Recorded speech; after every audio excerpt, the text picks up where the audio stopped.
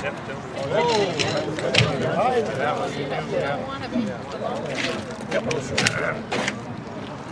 morning. Good morning.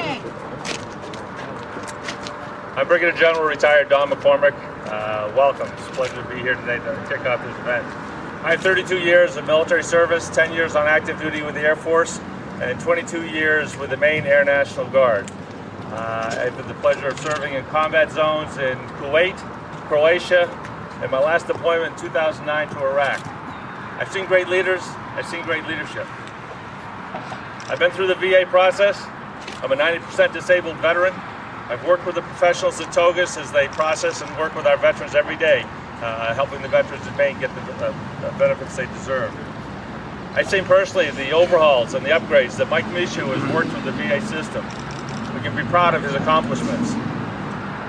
The C-Block here in Lewiston and other communities in Maine, the Arts program in northern Maine, those are all attributable to Mike Michaud. We owe him a debt of thanks for that.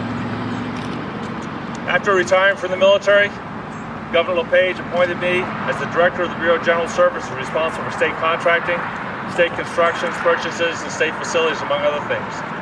I saw firsthand what our governor defines as leadership. To me, fear, intimidation, disrespect for your employees are not effective leadership. They're not effective leadership. I grew up here in Lewiston. My dad, an Air Force veteran, taught at Lewiston High School for over 30 years. My father-in-law, a Navy veteran, came back to Lewiston, started a small business on Outer Lisbon Street that's still ongoing today. Growing up in middle school, most days I would walk down across this bridge to the Auburn YMCA. I was familiar with this area.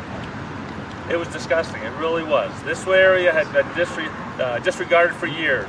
Neglect, mill waste, trash, refuse. Those of you who've been around for a while understand what I mean. It was an eyesore.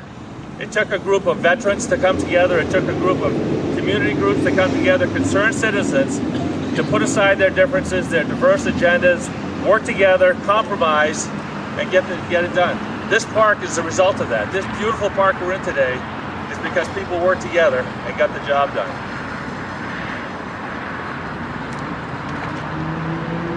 That's exactly what we need for the next Maine governor. Somebody who understands how to work together, somebody who understands how to compromise and get the job done. My last 7 years in the military, I had the title Chief of Joint Staff for the Maine National Guard Joint Staff.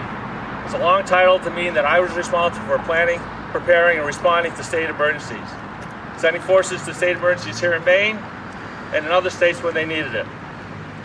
We sent Maine forces to New Orleans for Katrina relief. We sent Maine forces to New Jersey for the Sandy relief, and we sent them to Irene relief in Vermont. I've seen what it takes for a state chief executive to lead during the chaos of a state emergency. I've been witness to that. Mike Michaud has those leadership qualities. He will be able to take us and work with us in any state emergency. Mike Michaud understands the value of communications and engineering assets to state emergencies. He's not going to quietly try and trade away the significant engineering asset we have in the state of Maine, in the Maine Army National Guard. He gets it. He understands what they do for us. During the 2005 base BRAC actions, the Air National Guard unit in Bangor had one of the lowest military scores in the nation, despite being one of the busiest bases in the nation. Mike Michaud rallied with the entire delegation, the governor's office, all stakeholders, and subject matter experts, figured out what happened. There were no tantrums. There were no obscenities. He got the job done. We found the solution. We presented it back to the BRAC Commission, and they agreed. That leadership, that action, most probably saved the unit in Bangor and almost 1,000 jobs in the Bangor area. 1,000 jobs for the state of Maine. That's what Maine needs in our governor. We need a governor who can lead. We need a governor who can compromise. We need a governor who can get the job done. Fellow veterans, ladies and gentlemen, it's my privilege and pleasure today to introduce to you the next governor of the state of Maine, Congressman Mike Michaud.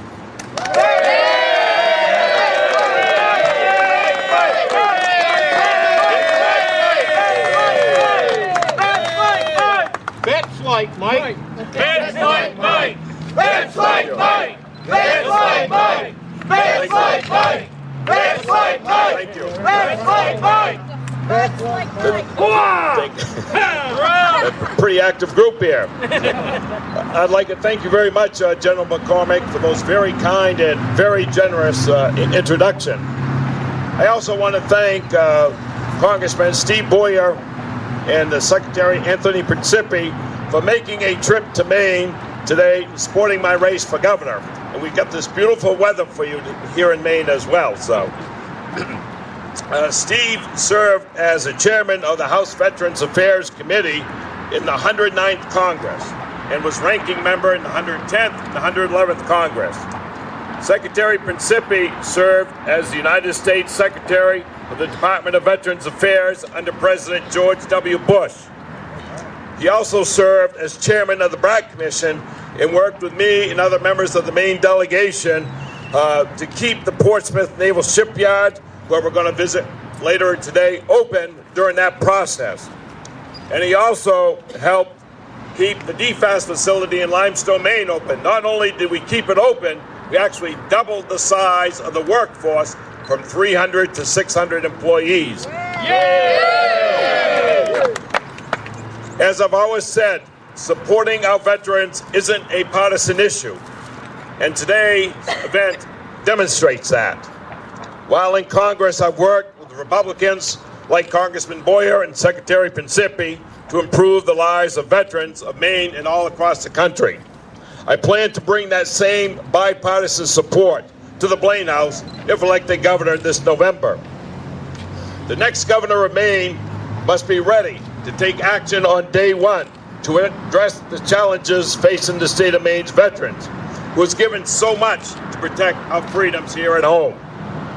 Maine has one of the highest percentage per capita population of veterans in the country, and we owe it to them and the state and as a nation to fund services and programs that they rely on, from college tuition and education assistance to health care and providing the families of those who make the ultimate sacrifice the services they need as well.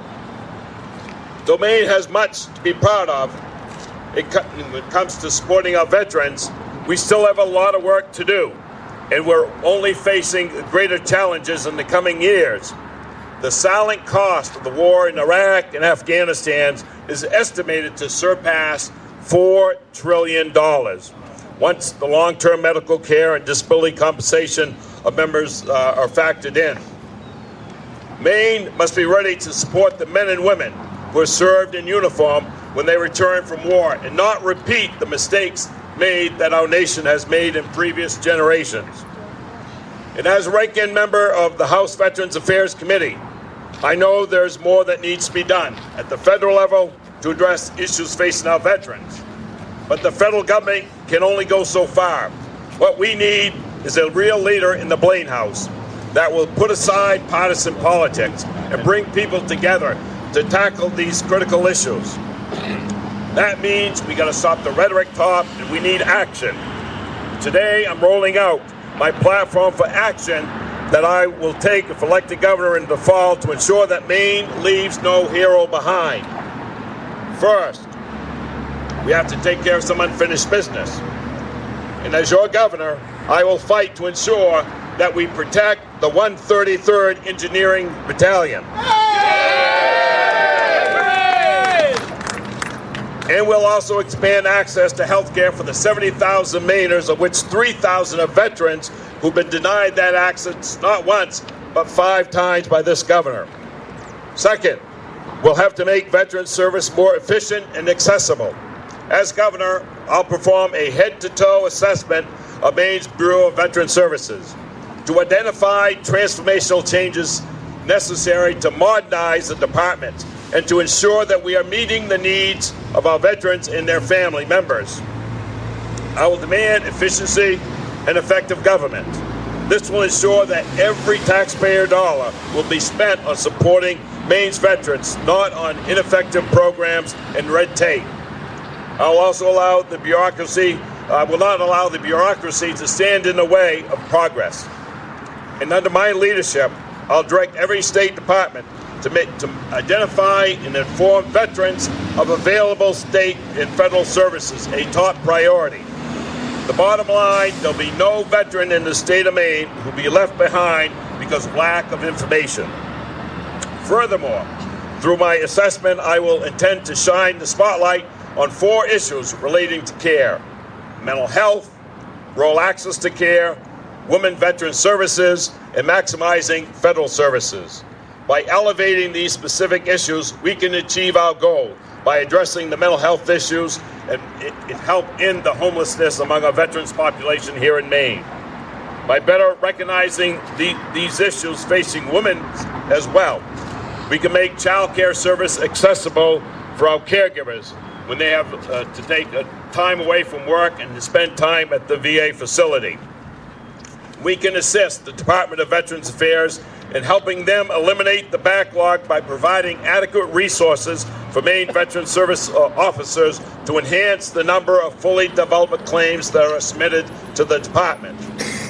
Third, be focusing my platform on reintegration, which is extremely paramount for all those who served in the military. After serving, these men and women return home with new talents, skills, and ideas. And as a state, we need to make it easier for them to translate that experience into jobs. To do so, we must focus on 4 areas. Information access. Veterans cannot use programs and resources if they do not know that they exist. Second, community integration. Our veteran deserves to feel at home in Maine by building relationships with VSOs, other nonprofits, local businesses, and communities. We can make a transition from military life back into civilian life much easier. Third, education. Education is critical in building a strong economy. It's also critical in getting veterans back to work. As governor, I want to ensure that the full GI benefit bills are utilized and maximize federal and state benefits that are available. In addition, I will ensure that the education policies underlined in my Made plan to break down the barriers of higher education and job training are tailored to meet the needs of our veterans. Fourth, employment. Above all, getting veterans into careers must be a top priority. We must leverage the special skills, training, and experience veterans receive in the military and expand their access to Maine's job market. I've always felt a duty as a Mainer to honor and support those who've sacrificed for our freedoms as Americans, as well as the brave men and women who continue to serve in our armed forces today. If elected, I'm ready to put a plan into action that will uphold our state's commitment to Maine's veterans and honor their service to this country. We have to work together. And over the last 12 years in Congress, I've always had the back of our veterans in Maine and all across the country to the forefront. And as your governor, I will continue to make sure that we have the backs of our veterans and their families in the forefront of a Michaud administration. With that, I'd like to turn it over to a former colleague of mine, Steve Boyer from Indiana. He was the chairman of the Veterans Affairs Committee when I served on the Veterans Affairs Committee. And I can tell you, having served with Steve for a number of years in Congress, he's an individual who really cares about our veterans. He also put aside partisanship to focus on what's important for our veterans and their families. And I learned a lot from Steve over those years in Congress. I'm very pleased to have him up here today with me to support my candidacy for governor. So without any further ado, I'd like to represent former Congressman Steve Boyer.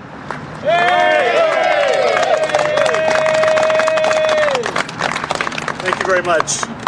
Well, this is my first time here to Maine. Actually, the second time to Maine, but first time to Lewiston. And when you come from the outside and you want to try to get a sense and feel of who are these people, all you got to do is look around.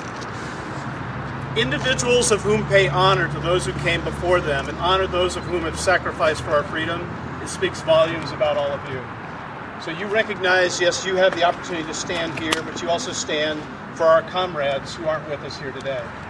So I want to thank you for your service and what you've done for our country. that type of sincerity is what Mike Michaud is all about. What I've enjoyed the most about working with Mike in Congress and on Veterans Affairs is we would walk into the Veterans Affairs Committee room, and it was a very special room in Congress because it's where you put down your politics and you're serving under the flag because we are representing and working and serving for those of whom have sacrificed so much for our freedoms. I'm going to give some personal testimonials of experiences with Mike. Why? Because I think it was very telling of the type of leadership that he will have here in Maine. When I think about Mike Michaud, Mike has this sort of inner drive. Can we do better? And to Mike, he always believes that we can do better. So I'm not surprised that I stood here and I listened to him calling for an assessment of your services and how you can drive these services better on behalf of veterans for Maine. That is very typical of Michael. He also understands, well, one of the things also I like about him is that he understands that you can't get, if you try to get too much done at once, you'll end up with really too little. So he's a man of prudence. And he understands that prudence is a parent of success. And he's very thoughtful, he's very methodical in how he approaches a particular issue. He doesn't allow the chaos of the moment to really disturb him. He has great balance about him, and he actually will dive into the facts, and he's eager to allow those facts to define on how we can best proceed. So when I think about Mike, I think about this is a man who has excellent balance about himself. He also has a sense of civility, kindness, politeness, and he knows that those three virtues that cost nothing, but they're worth plenty. He also understands that adversity has no friends.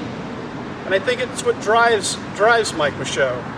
So on the committee, we went through some pretty tough times on the committee because when I left my chairmanship, the committee had a chairman that really did not serve the interest of veterans for the country. In turn, he ended up being the mayor of San Diego, and the country learned about his own issues. Mike, what we had to do in order to serve the interests of the nation was we had to, you think about this in your own personal life. You've got someone that's very difficult, who's adversarial, you have to create workaround solutions. That's what Mike Michaud did on the committee. He worked with Republicans and worked with this little, well, there are like four of you, and we actually, for 4 years, worked around the chairman to work on behalf of the interests of veterans. Now, I can say that in 20 seconds, but it was very hard, it was very challenging, and without the bipartisan leadership exhibited by Mike Michaud, so many good things would have really sat on the sidelines. And so I really appreciate Mike. There's also something about him that a lot of you don't know, and that is Michael would work on what I call a lot of maintenance issues within Veterans Affairs. Why do I call them maintenance issues? Because the press never covers them. VSOs really don't focus on them, but they're very meaningful. And I'll give you an example. So we all talk about, gosh, if we could only have this new electronic health record, wouldn't it be wonderful if it were seamless and bi-directional between DOD and VA? Tony worked on that for a long time too. Well, we could never get there in VA until first we had to move from a decentralized IT model to a centralized model. It took a lot of years of work and dedication to do that, and Mike worked with me. We worked together, and then we worked with the administration to make that happen. It took 7 years of perseverance to finally centralize the IT architecture within the VA so that we could lay the baseline to move to a new operating system. That led to strategic sourcing that saved hundreds of millions of dollars that we could then drive back into medical care. None of that gets any headlines. That's why I call it a maintenance issue. But he dedicated and gave up a lot of his time to work on issues like that because he knew that was money and resources we drove back into healthcare.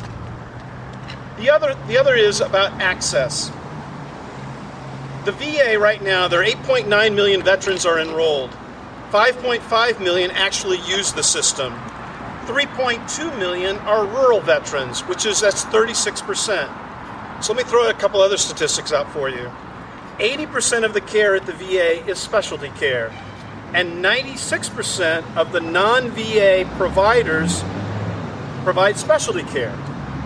So when you think about all of that, Mike Michaud and his leadership on the committee, I'm from Indiana. I get rural veterans. Mike explains to me, no you don't, come to Maine. Because that hospital that you think that you can get access to easily, come to Maine. Let me explain to you about Maine. We created a project called Project Hero. And I can tell you the VA wasn't excited about it at first. And then the VSOs, Veteran Service Organizations, the leading ones in Washington, D.C., are all about defending bricks and mortar. Michael, wanting to ensure that that access could get to rural areas for their specialty care, created Project Arch. And it's a pilot project, and that pilot is in places like Flagstaff, Arizona, Billings, Montana, out in Kansas, Farmville, Virginia, and in northern Maine.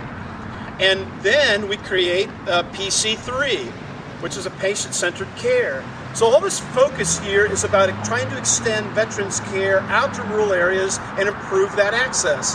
That's the leadership of Mike Michaud. So long before this controversies that occurred, Michael has been working on these issues on access for a very long time, and Michael never cared, really, whether there were press headlines about it. He was doing it because it was the right thing to do. And that's what I really like about him the most. The last thing I'll share with you that he also did is worked on third-party medical recovery. You see, when we changed the process of access of care to the VA, it used to be if Michael's left leg was his disability, the doctor couldn't care for the rest of the body. So we changed the eligibility reform and basically said, no, we can be patient-centric and the doctors can now provide for the whole body. But we can do third-party medical recovery, collections, with regard to the other services. Well, the VA wasn't doing collections very well. And we also then went into a very long process to improve collections. That collections transformation that also now took 6 years to do now increased recovery to the VA in excess of $1 billion. And you don't see one headline about it. But that's money that is driven back into health services, and that, to my comrades, that's the leadership of Mike Michaud.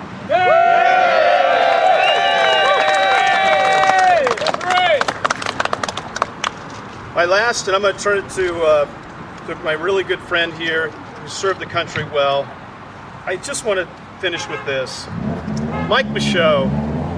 Mike's the kind of guy where he takes everybody at face value and he respects everyone. But if you really want to earn Mike's deep respect, then invest yourself in the scholarship of issues, because that's exactly what he does. And it has paid dividends for the country, and it has earned him a tremendous amount of respect in Congress. That's why a former 18-year Republican from Indiana stands with a colleague of mine in Maine who happens to be a Democrat. The reality is we're both Americans serving the interest of veterans who serve this great country. The gentleman I'm about to introduce is also someone who truly has sacrificed for his nation. He was molded, actually that stone was rounded at the Naval Academy, where he was able to learn some deep virtues and some values that he then took to Vietnam. He is a decorated combat veteran from Vietnam. He then was talked into coming over on the Hill and serving in the Senate Armed Services Committee. He then then served in the first Bush administration as the Deputy Secretary of the Veterans Affairs and then the Acting Secretary of Veterans Affairs. He then returned to serve the nation as the Secretary of Veterans Affairs. This is someone who is ferocious when it comes to defending and fighting for the veterans of this country. Tony Principi. All right. Thank you. Thank you. Thank you, Steve, for that very, very kind introduction. It's really a pleasure to be back in the wonderful state of Maine. I haven't been here since the Brig Commission in 2005, and it's just great to be here. Most importantly, it's a real privilege to join with Congressman Buyer, General McCormack, in supporting the candidacy of a truly, truly dedicated public servant, Mike Michaud. You know, when all of us here, don the uniform of our country, and when we went off to war, we didn't have a D or an R after our name. We just went over as young Americans to fight for a cause. And we fought as a team to come together so that we could accomplish our mission. And I'm here as a lifelong Republican because I believe in Mike Michaud. During my tenure as secretary, when Mike joined the committee, he reached out to me to want to identify what the challenges were that I was facing as secretary, the needs of my department, and how we could work together across the aisle, both ends of Pennsylvania, to find solutions to these problems. He believed in education. He talked to me that it was the key to the doors to success of these young Americans coming back from war.